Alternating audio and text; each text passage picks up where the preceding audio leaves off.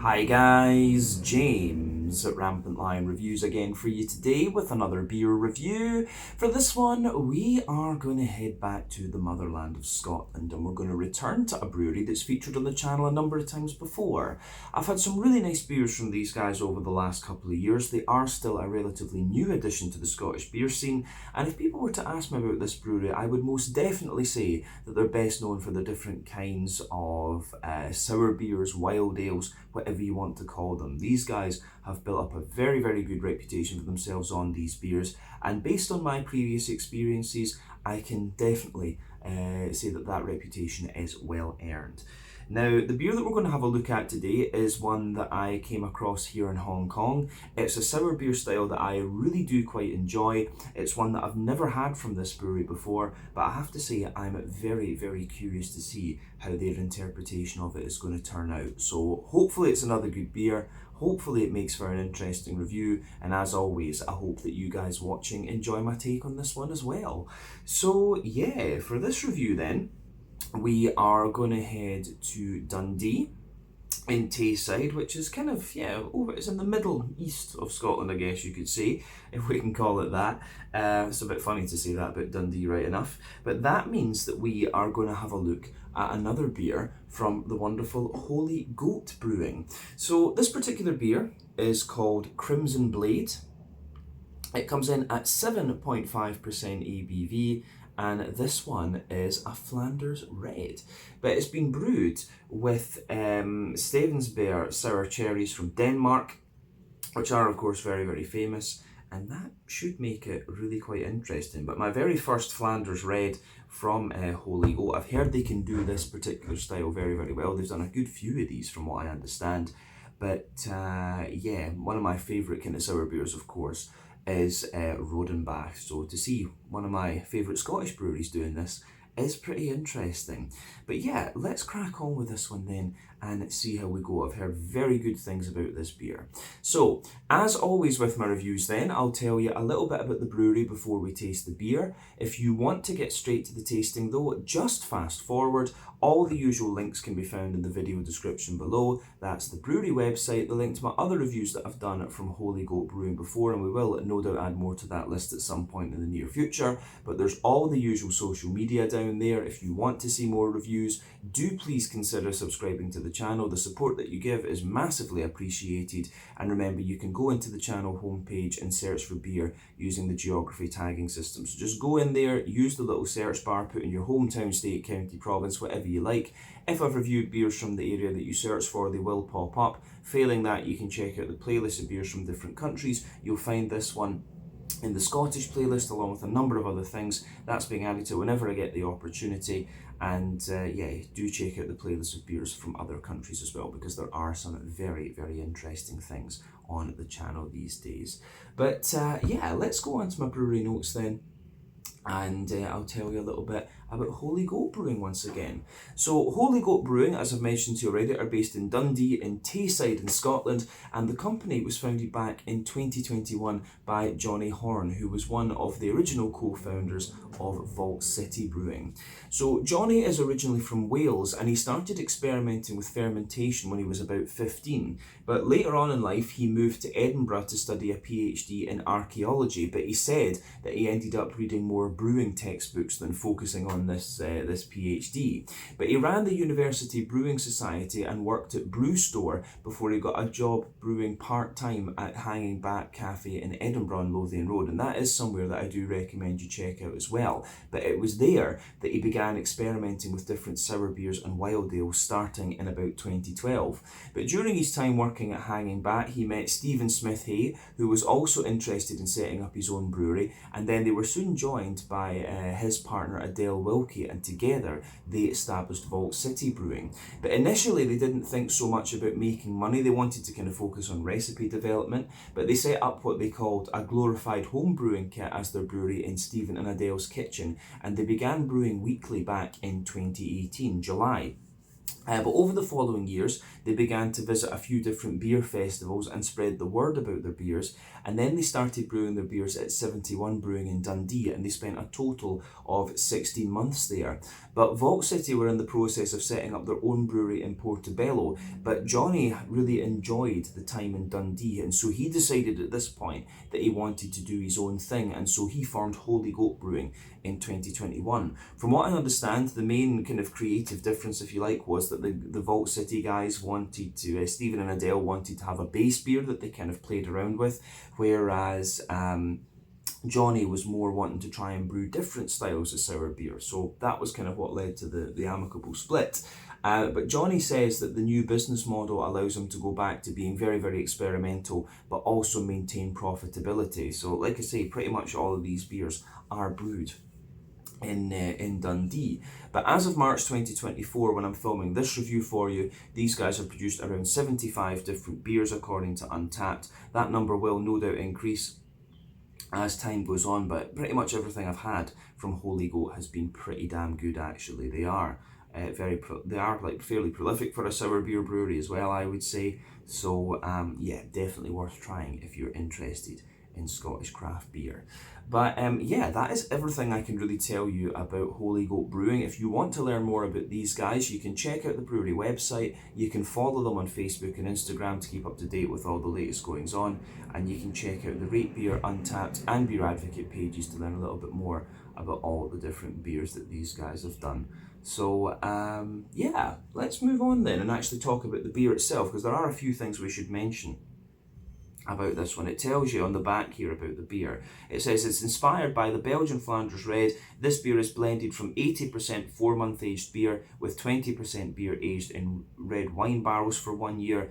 These base beers were primarily fermented with a blend of Brettanomyces and bacteria strains. We aged this blend for 1 month on over 400 kilograms of whole Stevensberg sour cherries sourced from the orchards on the Frederiksdal estate in Denmark, used to produce award-winning Danish cherry wine. These cherries are second use after our creek-inspired beer Holy Mountain, but still provide intense flavour and aroma in this robust sour red ale. So yeah, that's quite interesting that they could use the cherries to make two different beers. I need to see if I can find that if I can find that creek actually. I'm sure I saw it. Maybe Craftissimo here in Hong Kong has it. But yeah, that is everything I can really tell you about the beer itself. As I say, it's 7.5% Flanders Red Ale, this one. I'll just let you have a wee look at the artwork on this before we open it up. You can see it's quite humid here in Hong Kong at the moment, so the bottle has been sweating. But yeah, look at the artwork on that. Lovely. I think I'm going to keep this bottle for sure. There you can see on the back, Crimson Blade, Holy Goat Brewing. Then you can see plain black bottle cap on this one. This is 375 millilitres, incidentally.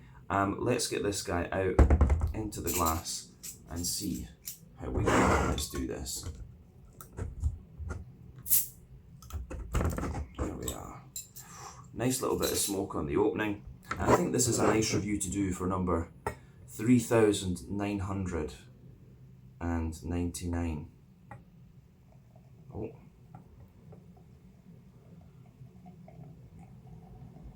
Just going to pour this slowly.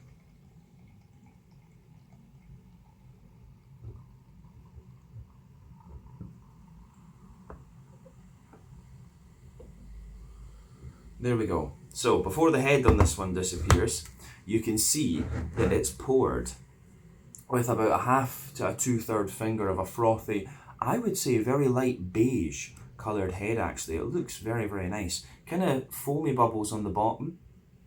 Yeah, definitely some nice kind of foamier bubbles on the bottom of the head there.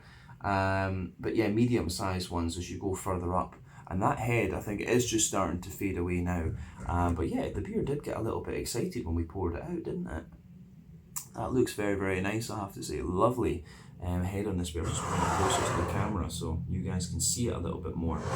But yeah, Lovely looking beer, this one, and in terms of appearance, this is pretty much what you would expect from a Flanders Red. So remember, the colour of your beer depends on a few things. One, the type of malts that you use. This goes a long way to determining your EBC rating. Two, length of your wort boil is going to play a role, because the longer you boil the wort, the more the sugars caramelise, and thus you get a darker colour of beer. But any barrel aging that you do or adjuncts you put into the beer will affect its colour as well. And in the case of sour beers like this, especially with the Flanders Red, it's probably going to be the malt base that does it a little bit, and in this case, since you've got the cherries, that is going to affect the colour. I would actually describe this beer as being like a sort of chestnutty type colour, to be honest with you, like a dark kind of stained mahogany. It's pretty much the same colour as the background of the label, to be honest with you. I'm not sure if that is intentional. I need to check out some more of the Holy Goats, because I think I've said that on one or two of their videos now, that the backgrounds of the labels tend to be very similar colours to the beer. So yeah, they must brew the beer, boil it up, and then obviously get a last minute thing on the label, get it printed, and then get it done. But yeah, this does look very, very nice, and pretty much what you'd expect from a Flanders Red. If we hold it up to the light, it does have a little bit of clarity to it, but it's got more of the kind of natural haze. One or two big bubbles of carbonation sticking toward the side of the glass further down, and there's a wee stream of carbonation just going up the side of the glass there. But the head's actually retaining pretty well on this one, I have to say. But yeah, in terms of what you would expect appearance-wise from a Flanders Red, I think this one is pretty much in keeping with what we'd expect from the style. So yeah, we've said everything about the appearance of this one. Let's have a little look at the aroma then and see what it's going to have in store for us. Nothing else really to say about that. So, aroma time. Oh, yeah, that smells really nice. It's good. You can smell a little bit of that red wine barrel in this one. That's quite a pungent aroma in this case. But otherwise, it's interesting because, you know, with a Flanders Red, you do expect a degree of sweetness. You know, you do usually expect like a good little bit of like a Werther's Original butter candy, butterscotchy sort of thing. This one actually comes across as being a little bit more woody and kind of bready in a sense. Like I'm getting a lot of brown bread, a little bit of a kind of woodiness as well. So yeah, that makes it a little bit distinctive. It comes across as being a little bit sort of drier and things in its malty characteristics, if you like. So that is interesting. Yeah. So for me, this is really nice. It gives you everything you'd want. You've got the fruitiness, you've got a bit of the malty sweetness, a little bit of graininess and everything. It smells lovely. So let's just break this beer down and describe it for you a wee bit more in depth. So, the backbone of this one, you have of course got a lovely little bit of that kind of smooth, oaky character in there. There is, you can, as I say, you can smell the red wine barrel and the sort of vinous characters that it gives you. But I do get like a wee hint of vanilla out of this one too. I will say as well, this is not the most pungent of aromas I think I've had from a Flanders Red, nor from Vault City. But then the Flanders Red is not the most, it's not the most expressive of beers in terms of its aroma, I would say. It gives you, I mean, this one gives you everything you'd expect, but as I say, just not quite as punchy as some of the other Vault City beers that I've come across. Yeah, so on top of the kind of red wine barley sort of thing, you start to get a bit of a kind of grainy bread. There's a wee bit of a more kind of grainy wholemeal brown bready character coming out of this one. So yeah, sort of an almost rye bready note, but a wholemeal brown bready character. Very slight touch of nuttiness as well.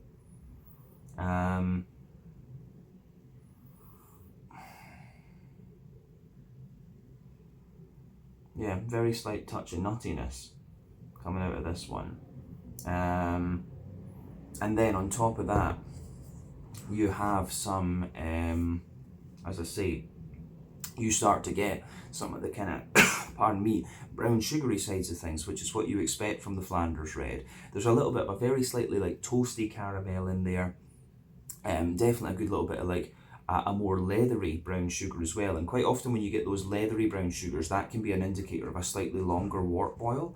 I'm not sure exactly what they do to the base beers that they use to make these, if they do give one of them a slightly longer wort boil to give you the leathery sort of brown sugars. But yeah, certainly a little bit of a toasty brown sugary note in there, a wee bit of biscuit, kind of leathery brown sugary character as well. Then you've got Werther's Original, definitely, you know, that Werther's Original butter candy, butterscotchy sort of thing. And yeah, a bit of a kind of straight up caramel in there as well. So yeah, the way everything pieces together in this beer, I think, is really quite nice on the malty side of things.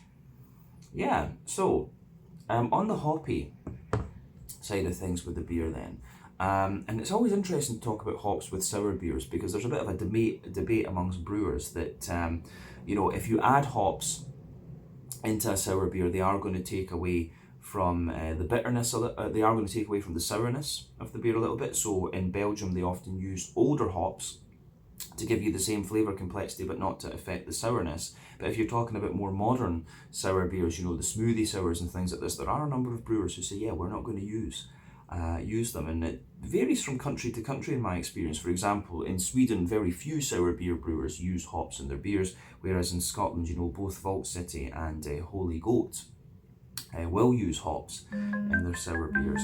Oh, there we go. Alarm going off there, terrible. Don't know why it does, but yeah, yeah.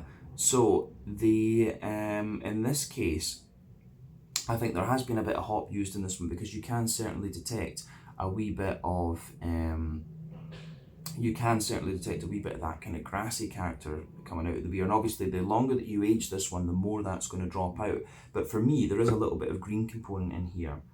So I'm getting a little bit of earthiness for sure. The earthiness actually becomes a wee bit more prominent the more that you smell of the beer.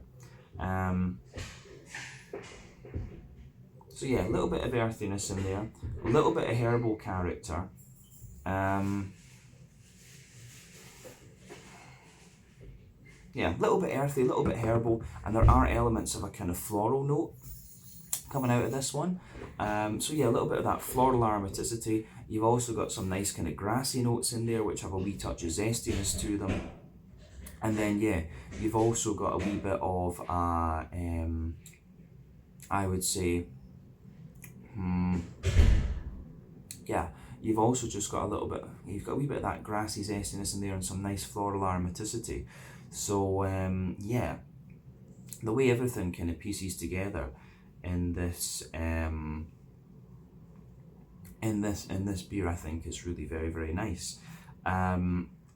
Green component just adds that wee bit more complexity to it. But let's focus on the fruity side of things. I'm curious about these Stensberg cherries, of course. So on the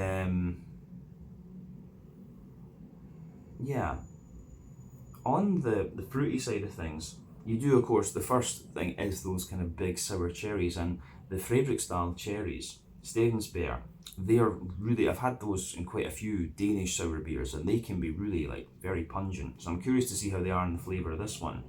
But the, as I say, the,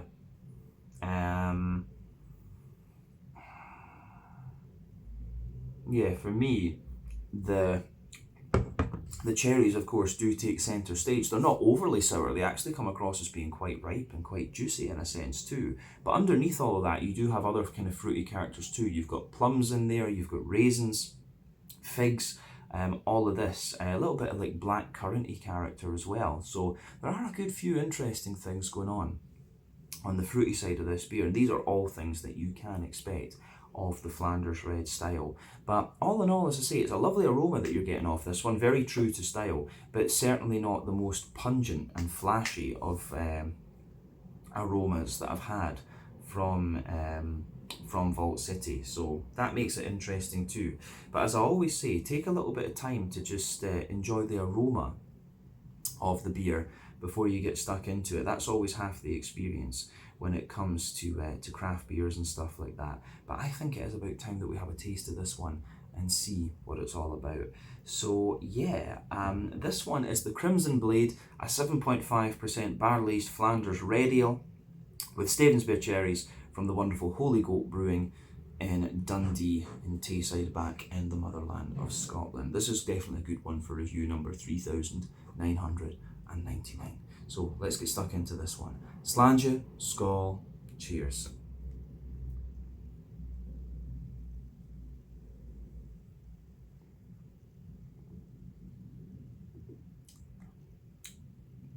Ooh, that's really good.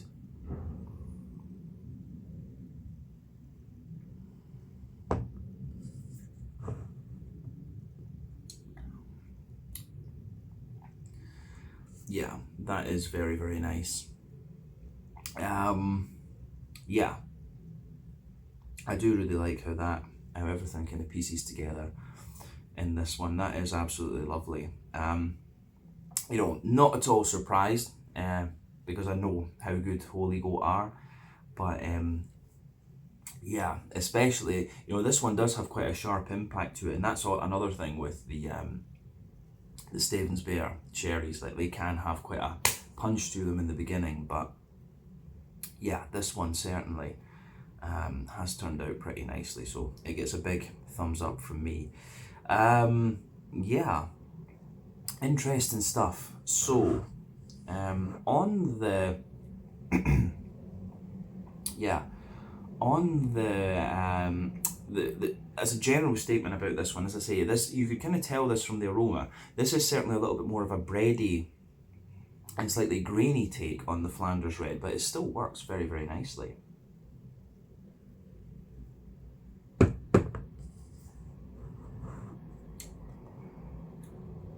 Yeah, definitely a wee bit more bready, grainy, and sort of woody, but still in the aftertaste, it really does give you the kind of smoothness that you would expect of the style. But again, another very, very nice creation from Holy Goat Brewing. These guys are absolutely just, you know, solid when it comes to this. Not surprised at this point. So let's try and break this beer down then and describe it for you a wee bit more in depth. So middle third of your palate, you've got that nice kind of bread crusty base in there, but that takes a wee bit of time to come out, so you can feel that the base of the beer really is that smooth, that smooth oaky character. So as you go further forward on that middle third of your palate and get the oaky sort of thing, you have you have more of a kind of vanilla type character coming out of this one. So yeah, lovely kind of vanilla type note in there.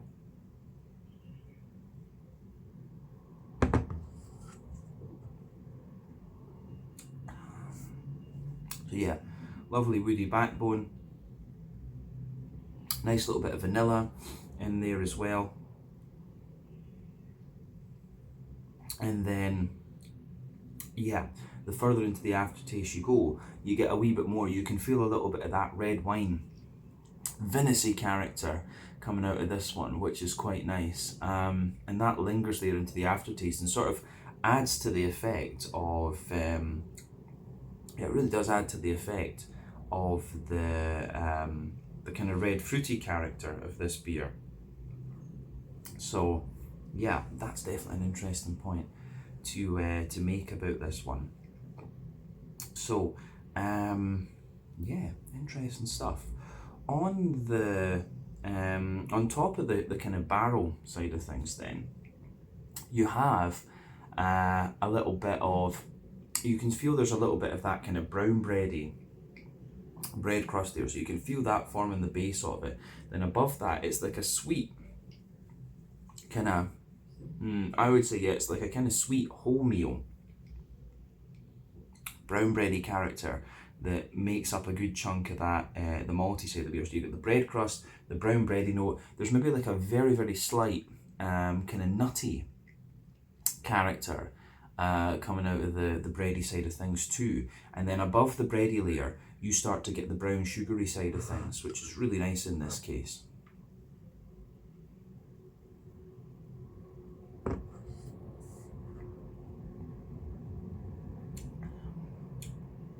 So yeah, the brown bready side of this one, I think is really nice. So for me, yeah, quite a sweet brown bready type of thing. Then above that brown bready layer, you have more. You've definitely got a bit more of a kind of, I would say, yeah, there's a little bit of a kind of, the first layer of brown sugar is a little bit more kind of leathery, if you like. So you've got that kind of leathery, sort of tanniny, brown sugary character coming out of this one. Then you've got a wee bit of like a more toasty brown sugar, and then in the dead center of your palate, you've got a more kind of like Werther's Original butter candy, butterscotchy type note. So yeah, the way that pieces together in this case is really quite nice. So yeah, the way everything kind of just pieces together in this one, I think, is really quite good. So yeah, in the middle of your palate, definitely the Werther's Original butter candy butterscotch, then a more biscuity, toasty, the McVitie's digestive, and then toasty sort of character in this one, and then you've got the leathery brown sugars underneath, and these are all things that you would of course expect of the Flanders Red style. So yeah, the complexity of the malty side of this beer is most definitely in that middle third of the palate, and at that I think we've said everything we need to about the middle third of the palate. So let's go to the back third of the palate then. As I've often said, the back third of your palate is going to give you similar flavours to the middle third of your palate, just at different intensities. So yeah, for me, the the middle third of the palate in this beer is really smooth, and it sweetens up the more you drink of the beer. But yeah, on that border region between middle and back third of your palate, you get a little bit of the kind of brown bready character in there, which just feels a little bit lighter and more airy. But yeah, generally speaking, sweeter flavours come out further forward on the palate, drier flavours come out further back. So you can feel the barrel in the base of the back third of the palate, which just, again, feels that little bit drier. Then you have the kind of wine vinous layer in there. Then you can feel that brown bready layer sits on top, and it's actually really quite light and quite airy. It's a bit dry, but it still has a wee bit of that kind of lingering sweetness to it. And then some of the more kind of leathery, tanniny brown sugars just creep over the top of that, and that covers the malty side of the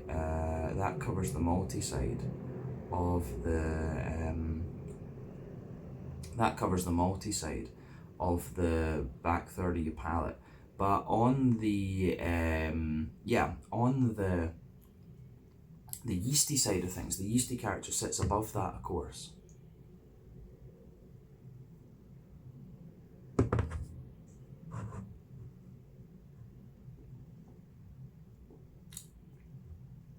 The yeasty side of the beer is quite interesting because it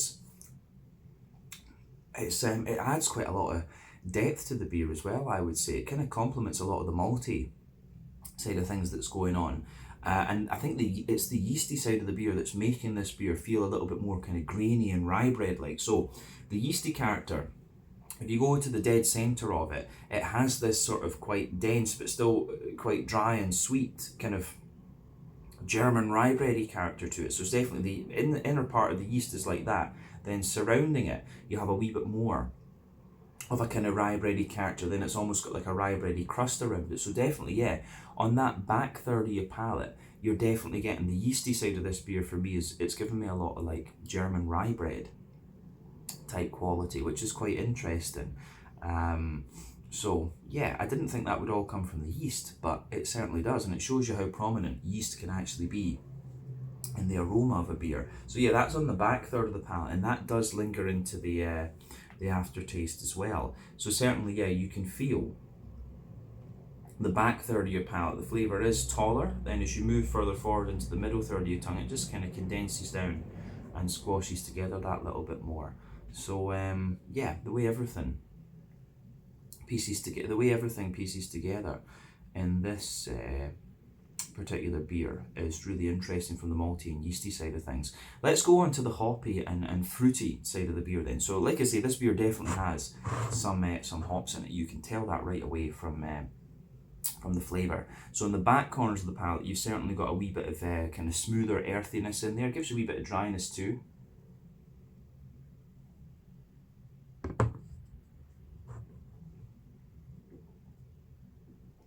So yeah, a little bit of earthiness in there. As you move further forward, it gives you a wee bit of a herbal character. Then as you push further forward into the, the herbal character kind of lingers there too. But then yeah, you've got a nice little bit of floral aromaticity as you reach the front corners of your palate. Round the front curve of the tongue, the beer's a little bit lighter and more, a little bit lighter and more grassy, I would say. So yeah, the way that all pieces together, I think, is really very, very nice. Yeah, front third of the palate then, and the fruity side of things. This is interesting too. So that border region between front third and middle third of your palate, you've got a little bit of brown bready character in the base, and then as you move further forward from that, you can feel you've got a nice kind of oaky, woody character in there. Then there's a bit of you don't get so much of the vinous note, but I'm getting a wee bit of vanilla on top of the oak. But then yeah, you've got the kind of brown wholemeal bready character, then a wee touch of the Werther's original note on top of that. Then you've got that lovely oily bubble where the juicy fruity esters just roll their way out of the beer. One of the things you have to remember with sour beers too is that when you add fruit into beer as an adjunct, it always, it will suppress a little bit of the green component. And you can feel on the edge of your tongue that the cherries are obviously an adjunct in here. You just feel that wetness on the edge of your tongue.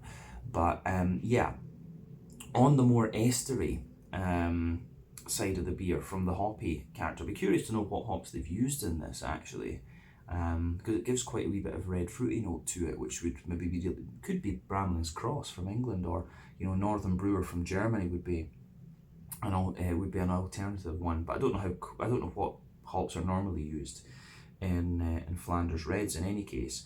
But yeah, at the back of that front third of your palate, there's definitely like a nice juicy plum in there. You get a wee bit of a more figgy note as you come further forward, and then it's more blackcurranty into the front half of that front third of your tongue. But of course the cherries, the adjunct cherries in this beer sit on top of that, and they're giving you a lot of impact flavour. So let's look at the impact of the cherries in this one.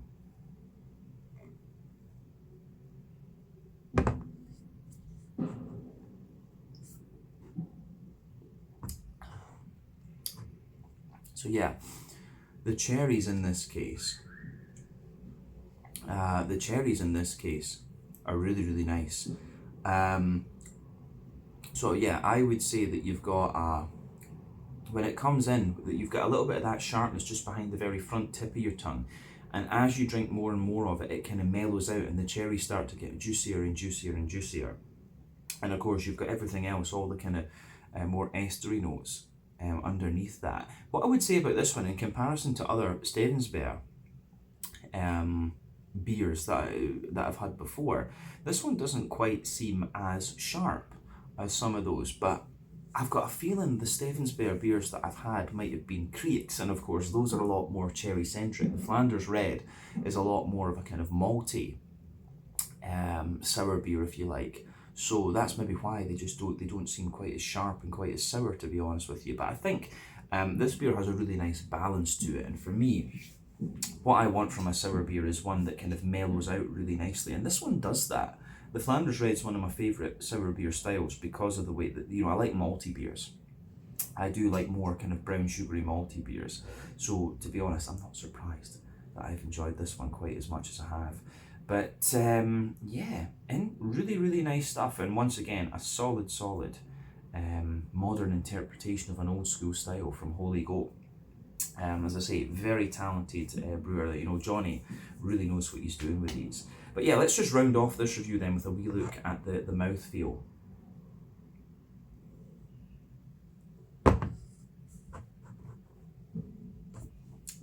This does really sweeten up the more that you drink of it as well. But yeah, mouthfeel wise, it's definitely mid-bodied.